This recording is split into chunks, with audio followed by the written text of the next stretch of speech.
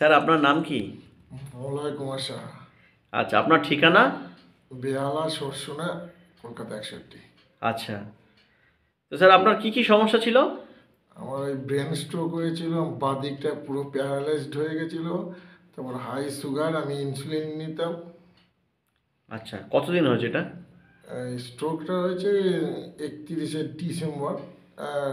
পিজিতে ভর্তি ছিলাম ওই দিন থেকে জানুয়ারি 14 তারিখ পর্যন্ত। আচ্ছা, আর তা আপনি এখন কি ব্যবহার করছেন? এখন ওই কি সিবিডি অয়েল। একটু দেখান দেখি, হাতটা দেখি এই দেখুন যে এই একটু। যে হাতের মধ্যে সিবিডি অয়েল। আচ্ছা, এটা কতদিন ব্যবহার করছেন? এইটা 1 মাস 3 দিন 4 দিন হয়েছে। আচ্ছা, এটা ব্যবহার করে আপনার কি ডেভেলপমেন্ট হয়েছে বা কি উপকার পেয়েছেন আপনি আমার একটু এই শেয়ার করুন। ঘুম ঘুম প্রচণ্ড ভালো হচ্ছে। আর যেটা গা হাত পা থরথর করে কাঁপতো এটা তো ওটা অনেকটা ইমপ্রুভ হয়েছে। এখন হাঁটতে গেলে যে কাত হয়ে পড়ে যেতাম, মানে একটু টেনশন করলে এই করতে, সেগুলো একটু কমেছে অনেকটা। আর এখন সিঁড়িতে উঠতে পারছি মোটামুটি, কিছু না ধরেও উঠতে পারছি, এমনিতেও ধরে উঠছি, যে মানে অনেকটা ডেভেলপমেন্ট হয়েছে এদিকে। আচ্ছা, থ্যাংক ইউ। আর আপনার স্কিনেরও অনেক ডেভেলপমেন্ট হয়েছে।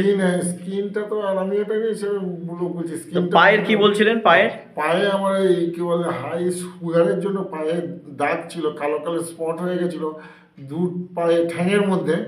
সেটা আস্তে আস্তে দেখছি ফর্সা হয়ে যাচ্ছে, আগের স্কিনের মতন চলে আসছে। আচ্ছা পায়ের এইটা দূর হয়েছে সময়, মানে একটা দাগটা চেঞ্জ হয়ে গেছে।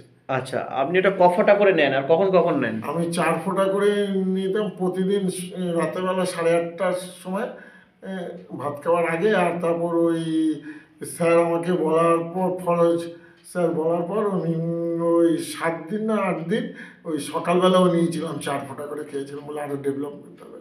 তারপর ওটা বন্ধ করেছি, ওষুধ ছিল না মাঝখানে, আচ্ছা, তার জন্য বন্ধ করি। তারপর তাহলে এখন আপনি খুব ভালো আছেন তো? এখন মোটামুটি ভালো আছি, এখন ওষুধ আছে। ঠিক আছে, থ্যাংক ইউ, থ্যাংক ইউ।